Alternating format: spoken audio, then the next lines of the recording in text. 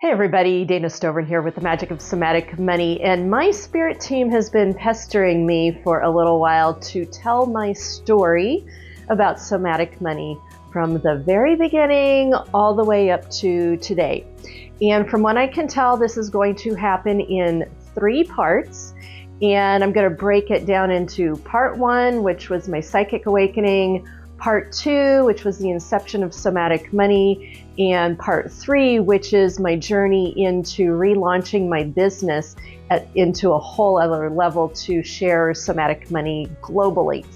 And let's go ahead and get started with the telling.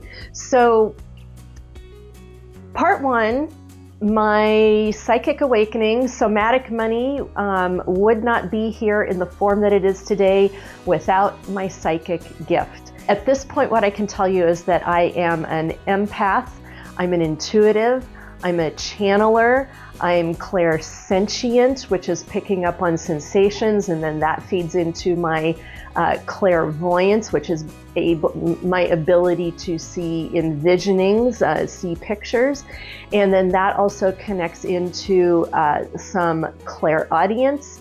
And as I have gotten to know people along my path, one of the things that I get told very frequently is my high sensitivity level is able to pick up on not only the internal body energetic sensations that are happening for me, which I use as my antenna and radar to pick up on things, I'm also able to do that for other people. So like, when I'm sitting in session with a client and they are talking with me about their money space, I'm able to tune in and feel what they're feeling in their money space, talk with spirit team about what they're experiencing, so that then I can get the best messages, the best resources, the best data to this person so that they can heal with their money relationship and do better with their money relationship. So what's happened over the years is this very unique combination of my psychic and intuitive capabilities connected into body-based work, connected into the somatics of personal finance. So this is very specialized. I feel like I'm very much leading the field in what I'm doing here. There's only a handful of other somatic finance people in the United States who are doing this full time. So you running across me is a very premium moment, both for you and for myself. So to set that stage with the beginning of my psychic awakening, which is one of the key pieces of how somatic money came into being down the road. The psychic awakening that I experienced was right around 9/11, 2001. Now, a lot of people who do psychic work, you get questions about like, did you know that you were psychic or different when you were little, like a kid or like a tween? And the thing I can tell you about that is that I was a different kid, and it would probably fall under the banner of the phrase or the word that we have today, neurodivergent. I definitely, as I was growing up, I showed signs and signals of being neurodivergent. Now, in the 70s and 80s, there was no framework for that. There was no diagnosing for that. There was we were in a free-for-all. We were on our own. And I would say by the time I graduated from high school, and especially as I got off into college, I really began to notice that I was an outlier. Now, I was a good college-educated Methodist girl, but I definitely didn't fit in, and I felt that, and I knew that, and I tried to cover for it as much as I possibly could. But by the end of high school, I was spending a lot more time on my own. I was journaling. I was doing things like talking with nature. I would go off, and there was I lived in northeastern Colorado. We were out in the country, and about a half a mile from our house, there was a man-made reservoir, which turned into a lake, and there was all kinds of wildlife down there.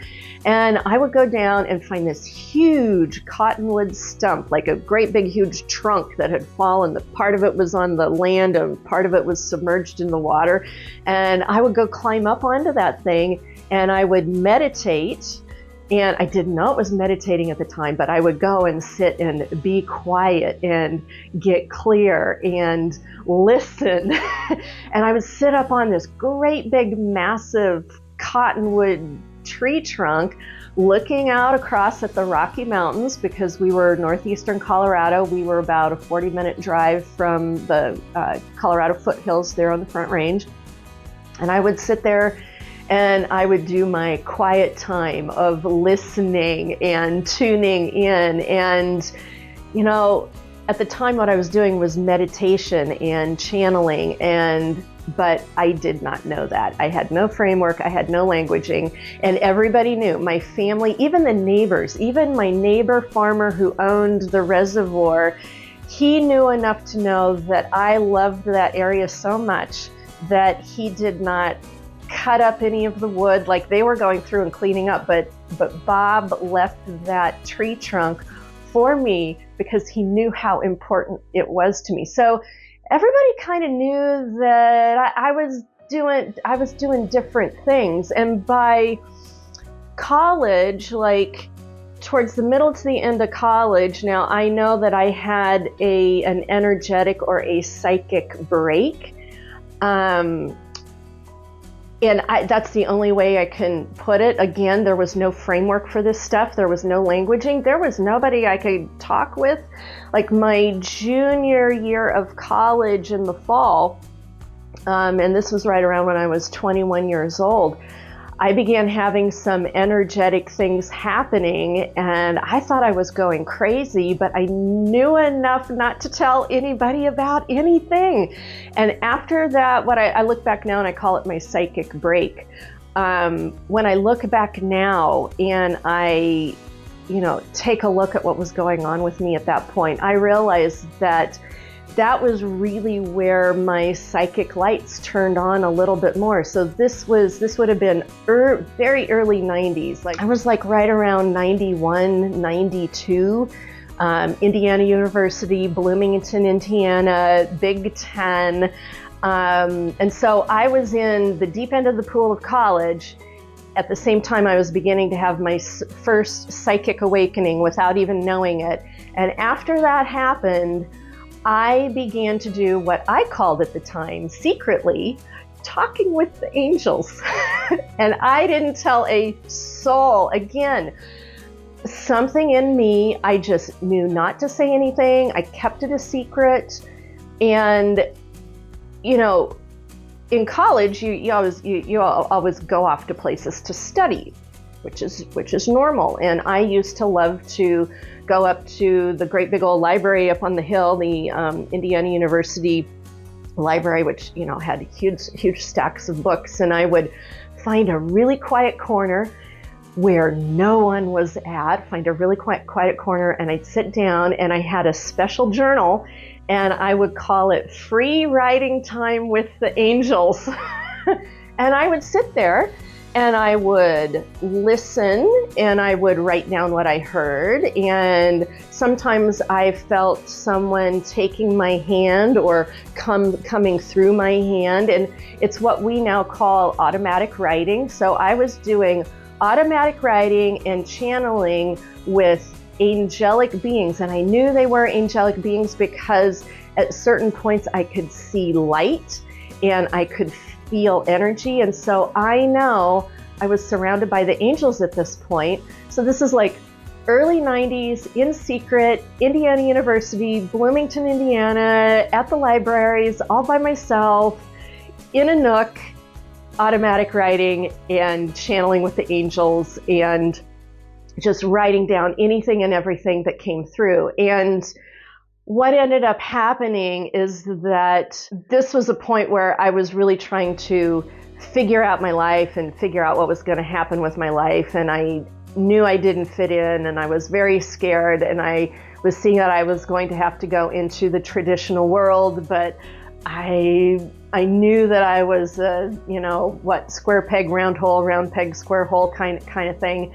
And these channeling sessions with the angels became, they were always important to me, but they became very precious to me because the energy and the information coming through those worlds, it was always uplifting. I always felt better. I always felt like I was in a different, the words coming through, I was in a different sequence, or I was in a different stratosphere. And there were times I would walk out of that library and come down off that hill, and I felt like I was levitating. I felt like I was being carried. So this was a very special time, very important. And again, I did not tell a soul. No one knew about it. I didn't tell really anybody anything like this until I met my mentor, Linda, in 2001. So this is like at least 10 years later that I then began talking about some of the anomalous things that had been happening to me for a while. We've got to take into account too that I didn't know it at the time, but these were also my first forays in beginning to realize I was coming out of really deep trauma. Now, we all have the languaging for that today. We all have conversations going on social media. We've got books, we've got podcasts, we've got a network, we've got resources. 1992, there was barely an internet. Like, I'm the first generation that went off to college and had computer banks to go do emailing. I mean, this is how crazy it is. I went to my freshman year of college with my electric Selectric IBM typewriter, and within a year, that typewriter was outdated, it got put away, and I was going to the computer labs where they had the Mac or the Apple computers, and you would type up and do all your work and put it on a floppy disk, if you even know what a floppy disk is, and you'd print out your work and turn it in. And that was the generation of technology that I was working with. And so if you can imagine, here I am having a psychic awakening, and I don't really know what's going on with that because I have no resources. There is no internet. There is no social media. Like, I was a babe in the woods at that point, and I knew enough not to tell anybody. I kept that to myself because I knew it was taboo out in the greater world, but it was very precious to me. At the same time, I was also beginning to realize that I was in some deep trouble because I knew something was wrong. I did not have the word trauma. I did not know what the trauma word was. I did not know that I came from a very dysfunctional family. I did not have the word dysfunctional. I did not have the word toxic, did not know what that was. And I did not know what narcissism was. I knew about mental abuse and emotional abuse, but that happened to other people because our family, like many families, was in a box, make it look good, don't talk about anything, and tie it up in a bow. I mean, we really were coming out of that generation of father knows best and don't talk about the bad stuff and make it look good on the outside and just pull yourself up by the bootstraps and continue on. Well, I knew something was wrong. But I had no words, I had no resources, I had no way to frame any of this. And so if you can imagine, here I am, I'm coming out of this family situation with a high level of trauma. And at the same time, I have this very high level of sensitivity, neurodivergence, my gifts. And those two coming together, high sensitivity levels, high trauma levels, let's just put it this way. I struggled for a very long time, all by myself, with hardly any resources.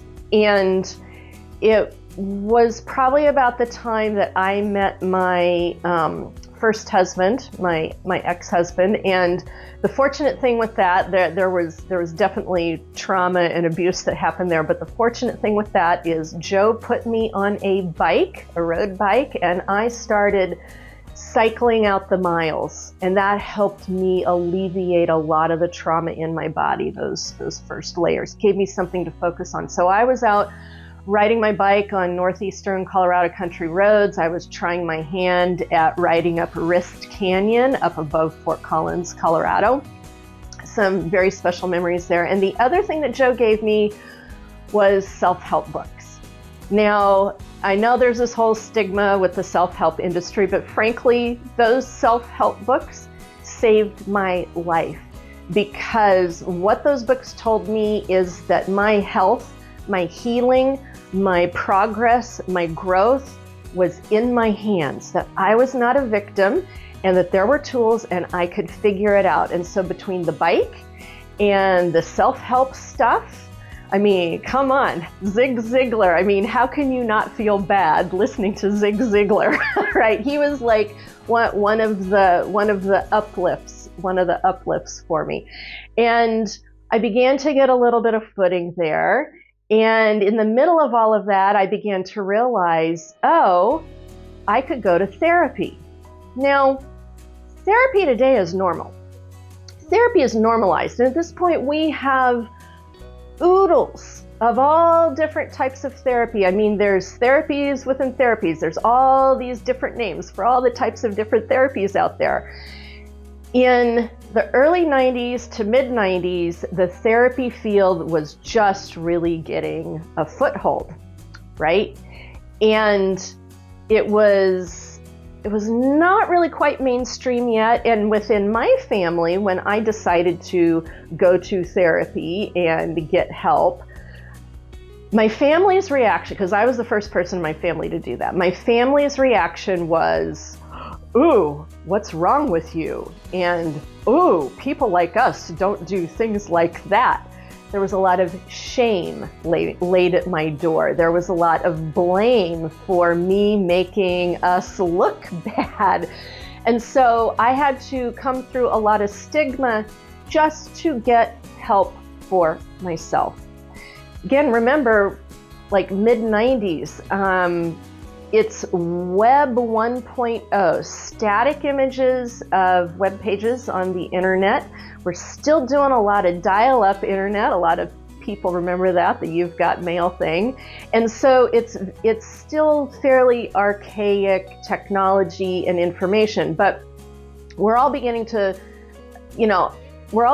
establish the field. See, and the thing that I find very interesting when I talk with other Gen Xers, those of us who were outliers at that point, those of us who knew something was wrong, we needed to do something about it, we knew we needed to get help, we did not have the words, we did not have the resources, but we're the ones who went out and began to figure this stuff out on our own without a whole lot of help, because we came from families that didn't talk. We came from a time that there was no languaging, there was no framework. Gen X, we're the generation, the boots on the ground generation that began to put this out there, along with normalizing coming out of the closet for the LGBTQIA community. Yes, the boomers did some gut-wrenching work on that. We're the generation that took and ran with it. And as you'll see with my Psychic Awakening piece, we're also the generation that began to say, hey, it's okay to be metaphysical. It's okay to be different. It's okay to begin to have some intuition. We're the generation that began to put boots on the ground work with all of that alone, like not really knowing if anybody was truly really out there. So we're the first pinpoints on the map, and that's what I did. By mid-90s to late 90s, I was like into the bike, into the gym, doing the self-help, beginning to go talk with therapists, beginning to dabble a little bit in pharmaceuticals, and decided I didn't want to have anything to do with those. Like a side note, I had a doctor diagnose me with bipolar and put me on lithium. And like now what I know about bipolar, that was such a misdiagnosis, and that was really dangerous to put me on lithium. But there were some good things that came out of it. But I learned enough to know that I did not want to be on pharmaceuticals at that point, even though I was dealing with trauma, heavy duty trauma, some pretty severe forms of depression and anger. But I was beginning to deal with it. So now what's really interesting is that in the middle of this whole mix of me doing all of this, the bike and the gym and the self-help and the therapy, like I was getting into the juices of it. Oh, and the other thing was Oprah. Oprah has definitely gone off the deep end at this point, but at that time in our lives in the United States, Oprah was doing cutting edge, amazing things to getting things opened up. And Oprah was a cornerstone for me for a while. There were shows that she put together with premium people that helped me know that I was not alone, that I was on the right track, and that I was doing good things and it was going to work out and be okay.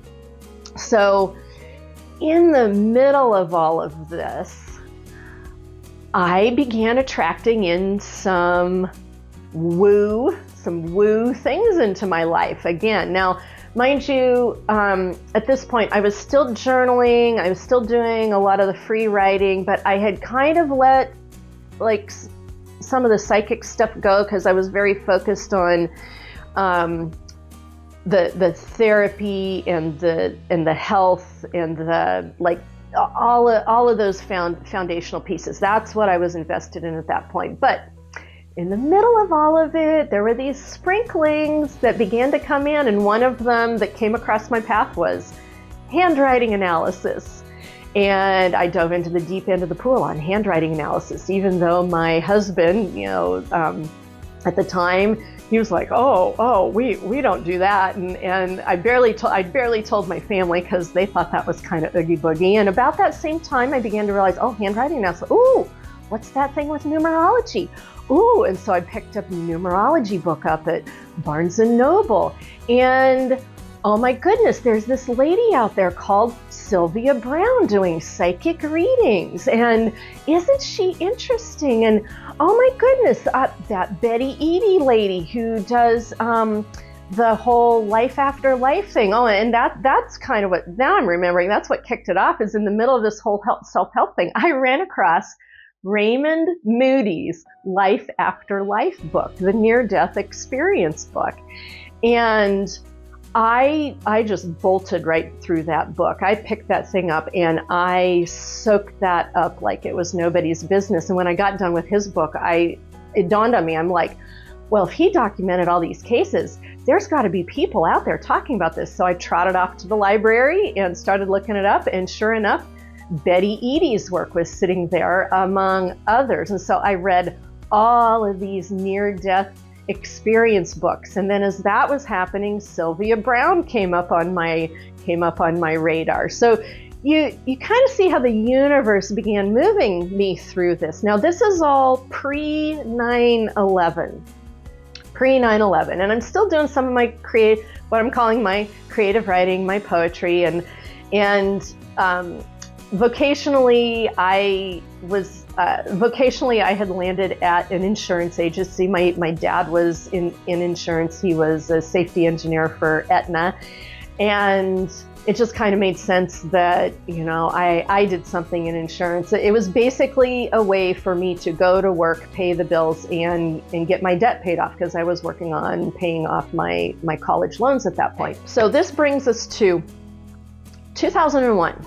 2001 was a turning point year because I had gone so far into the deep end of the pool on the life after death stuff and read all of Betty Eadie's work, and I was so taken by her. I wrote to her and they loved what I wrote, and they were doing some promotional stuff, and they flew me out to Seattle for me to do promotional kind of interview talk pieces. for Betty Eadie's books, and there were a number of other people that were doing this, and so I got to do that. I got to go do that and do hair and makeup and meet Betty, and it was just a wonderful time. Was downtown at the market, did the whole thing, flew home from that, and no sooner did I fly home from that in the middle of a snowstorm, got home in a snowstorm, within a matter of weeks, my insurance agency where I worked, they hired an in-house accountant who took up cubicle space across from me. And long story short, her name was Linda Lightfoot, and just this great big old bubbly lady, and so somebody who was very warm, but she was into numbers. And she took up the cubicle space across from me, and Linda turned out to be my mentor, who gave me all of the foundational pieces of working with a psychic gift that I've always used, that I teach everyone else who comes across my path in my coaching work. So Linda's legacy is living on through all of us right now. But at that point, 2001, springtime, she gets hired. She takes up cubicle residence across from me. We're up on the 7th floor of the KeyBank building in downtown Fort Collins. I've got a view of the northeastern Colorado plains. And she and I start to chit-chat. We start to begin to get to know one another a little bit, and we're chit-chatting off and on. And by the middle of summer, our visiting had rolled into lunches, and we were getting to know one another. And I felt comfortable enough with her, and I started telling her about my creative writing, my poetry, my creative writing, which I had journaled and done and not really published anything. And I asked her, I said, would you be interested in taking a look at it? And she was like, of course I'd love to take a look at it. So I copied off probably about, 12 or 15 pages of what I thought were my best pieces of poetry at that point, brought them into the office, handed them off to Linda, and Linda took them home and she read them, and she came back, and within the next couple of days I said, so Linda, did you read my writing? Did you read my poetry? And she got this very funny look on her face. And she said, well, Dana, I don't think what you're writing is poetry. And that was the last thing I expected her to say, right? And so then I'm like, well, Linda, if it's not poetry, what is it? And she says to me, well, Dana, I think what you're doing is something called channeling. And I'm like, channeling? What's channeling? And classic Linda, she says, oh, honey, you go look that up on the internet. And so I'm like, dust. Shoom, I'm around the corner, sliding into my workspace. I did not need a second invitation to go find out what channeling was, because I didn't even think. I bypassed all parts of thought. I'm like, what is this channeling thing? So I slide into my station, start tapping into Web 1.0, because that's where we're still at. Start tapping into that, the search engines, Yahoo. I don't think we were really even doing Google at that point. Yahoo is booting up for me, and I start seeing things about this lady is talking with angels, and that guy is talking with elementals, and this guy is channeling Metatron, and the list went on and on and on and on. And my reaction was this huge lean in, and then it was this, oh boy. And so I froze there for a little while, because all of a sudden I'm like, oh, this kind of feels like that taboo territory that we don't talk about. And I don't know, are these people really real, or are they weirdos? Or I didn't know what to think. And Linda just let me simmer for a little while on that. She was smart. She didn't push it at all. what began to happen then from there is I began to brew in those juices. And as I'm doing that, I'm beginning to realize, oh, numerology, handwriting analysis, Sylvia Browne, my creative writing. And then I began to remember, oh, because this is 10 years after the fact, and I began to remember, oh, I already did this at Indiana University in the library stacks with the angels. So I began to put together all the dots, and I began to realize what these people are doing, I've done. Like what these people are doing, I'm there, I've been there, I've done that, and I didn't tell anybody. Oh my goodness, and Linda knows? And that's when it kind of began to kick in. It's like, Linda knows. How does Linda know about this stuff? And that's when I began to learn about like those of us who are like closet psychics. And this is where I gotta say, I have every sympathy, every empathy for people in the LGBTQIA community who come into the realization of who they are and know that it might not be acceptable for some people on the planet, and then trying to figure out what you do with that and how you balance that. And do you reveal that, or do you keep that cloaked? And that when you do reveal that, what a courageous step that is, how amazing that is, because I went through something similar, processing and balancing all of that out with beginning to realize, oh, I can talk with the angels. That's a pretty special thing, but it's also a very taboo thing to some people. And so I need to be careful how I go about doing this. And so you remember, like, even when I was having those experiences happening, I knew not to tell anybody. And so Linda really was the first person who came along who knew about this stuff, who was willing to talk about it in a safe and secure environment. And that's where I began to like have that feeling of like expansion, of like, oh, there's somebody else that knows about this. Oh, there's these people on the internet who are doing this. Oh, and then, Sylvia Browne, she's out there doing this. Oh, and at some point I ran along Neale Donald Walsch and his Conversations with God, and I devoured that first book, and I'm reading this first book about how he's talking with, God, and maybe it is God, or maybe it's an ascended master, something like I'm, reading Neale Donald Walsch, and I'm going, dude, I'm doing that. So there was this whole waves of revelation of me being able to identify things in a whole other way. And as I'm doing all of this, I'm also realizing this is why I have felt so different for so long. This is why I have felt like I've never fit in. This is why I feel like an outlier a lot of the time. This is why that whole square peg, round hole, round peg, square hole, like whatever it is with that thing, that has always been a very frequent occurrence for me in my life. Well, so I'm in this whole brew with this, and when I finally come back and talk with Linda and basically give her the green light of like, yeah, this is interesting. Right around that time, that's when 9/11 happened. So I've been brewing, like Linda identified my gift, I start connecting all the dots, I begin to get a little bit more comfortable with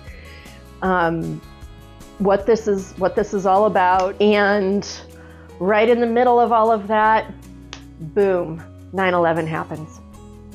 9/11 happens. I got to work that morning, on the morning of 9/11. This like people who lived through that, like it is seared through me, those events of that morning, and the other people who have lived through that, I know that they can identify that. I remember getting out of my car. I remember walking into the KeyBank building, beautiful blue sky, September blue sky day in northeastern Colorado, and walking into the building and going up the elevator. I get off the elevator and everybody was in the conference room. There were no meetings scheduled that day. No group activities were scheduled that day. Everybody was in the conference room. And so I walked into the conference room. The television set was on. Television was never on. Like, I think I only saw that television on once or twice the entire time that I was there. The television was on that morning, and it stayed on solid for several days. That TV did not get turned off. And so we're all standing around that conference table watching the footage, and we watched live one of those towers coming down, and it was just ghastly. And dead silence in the conference room, and some people ran out and started crying. Some people went off to the bathroom and threw up. It was awful. And I finally, some part of me was like, Dana, you have to stop watching the images. So I left the conference room. I called my ex-husband. I was married. I called my ex-husband at that time, and I told him to get on the TV, and so he knew what was going on. I mean, yeah, our cell phones at that time is like those flip phones, boop, boop, boop, boop, boop, boop, just little contacts in them. And so that's the day that everything ruptured. That's the day that everything ruptured for me and everyone else, and we just kind of we all staggered around for a while. The flights got shut down, and we got let go of work that day because obviously no work was going to happen that day. So they shut down the office for the day, and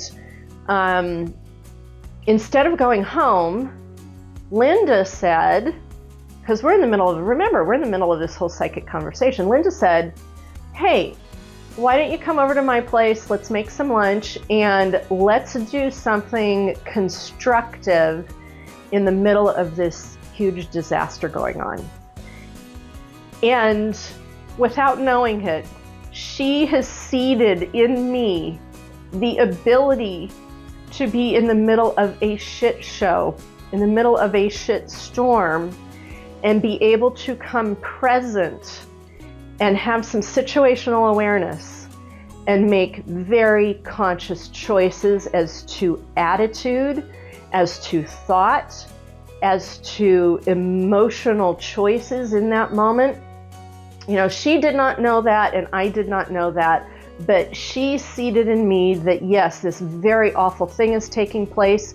We're going to go have lunch, and we're going to go have a conversation about philosophy and the larger picture and psychic stuff and channeling stuff. And so on the day that all that destruction happened, and on the day when all those people lost their lives, Linda and I chose to do something constructive with that day in honor of those people.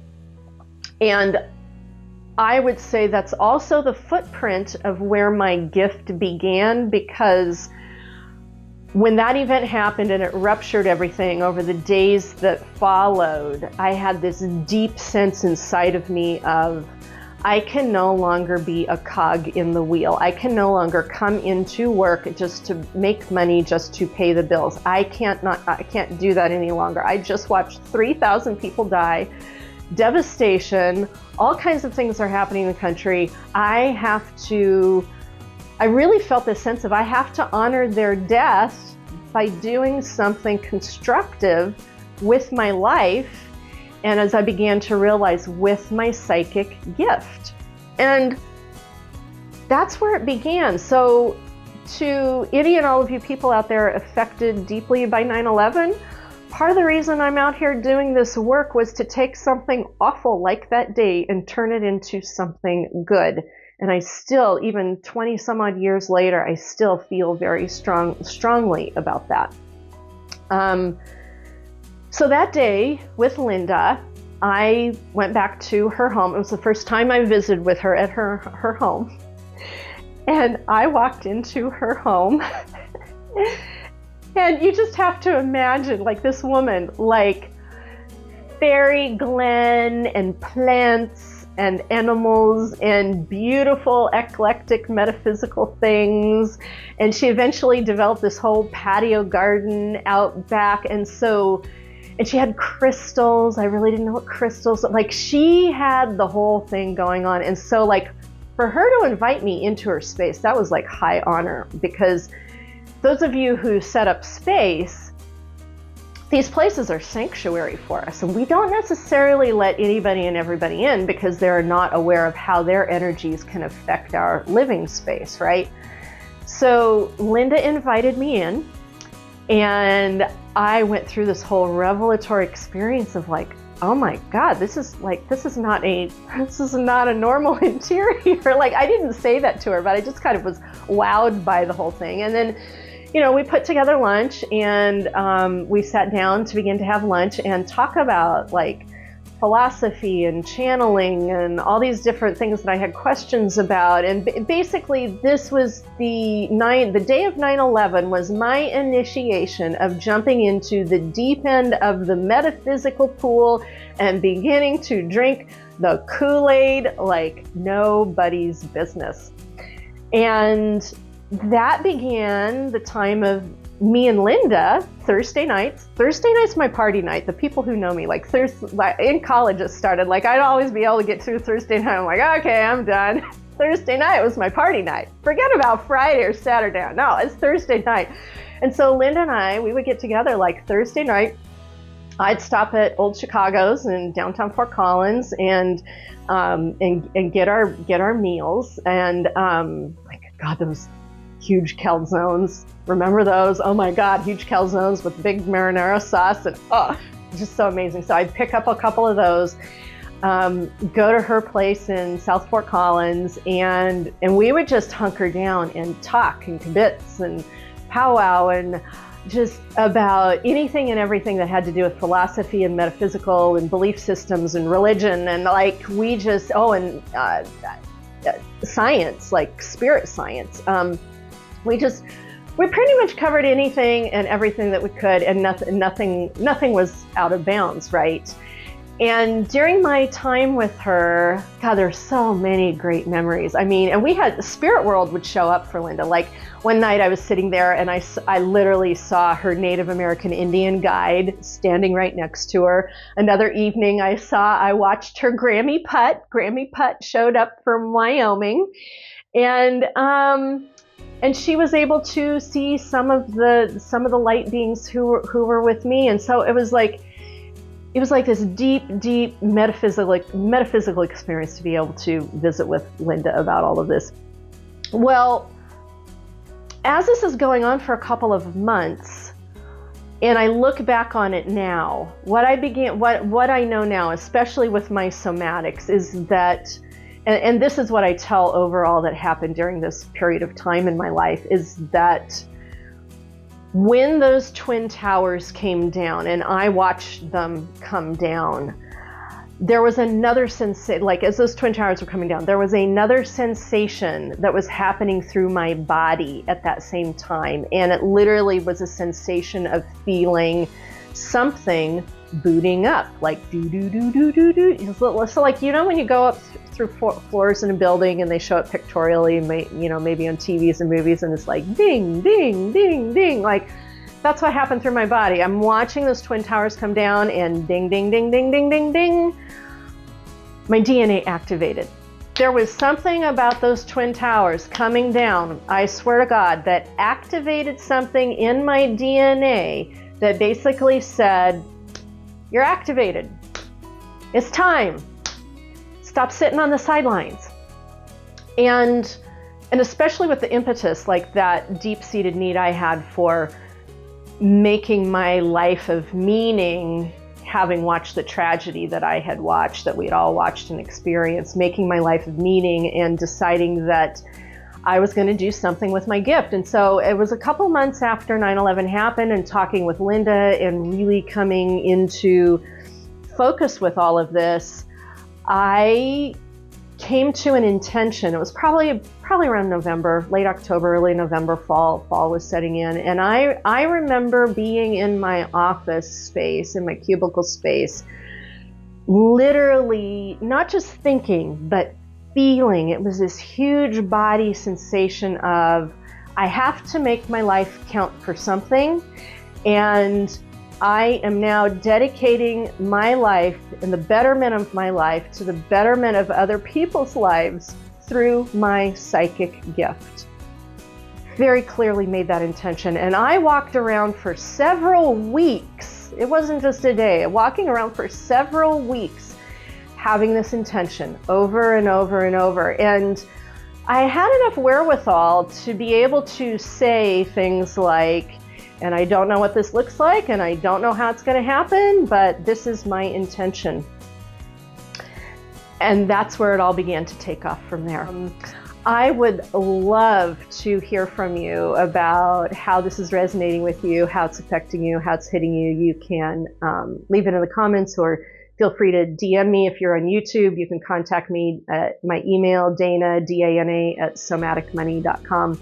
So digest that and hang on for the ride, and I will see you in the next video, part 2 of the background stories of how Somatic Money came into being. Okay, mwah.